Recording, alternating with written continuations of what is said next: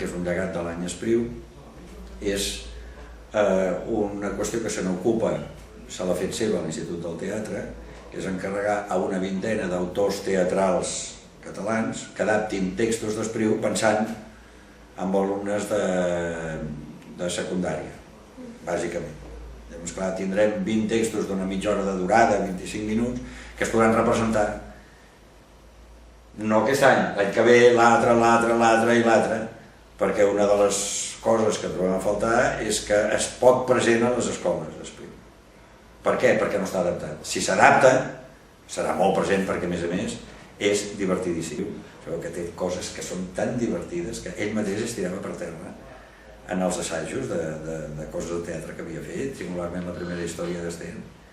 El mateix Espriu, que era la persona més seriosa del món, s'havia arribat, en testimonis que expliquen, a tirar per terra, de riure com un boig, i per tant jo crec que és com que també és molt actual, que Espriu representat i adaptat, sobretot als contes, o molts dels contes, és una cosa divertidíssima, i fins i tot a mi m'agradaria fer-ho.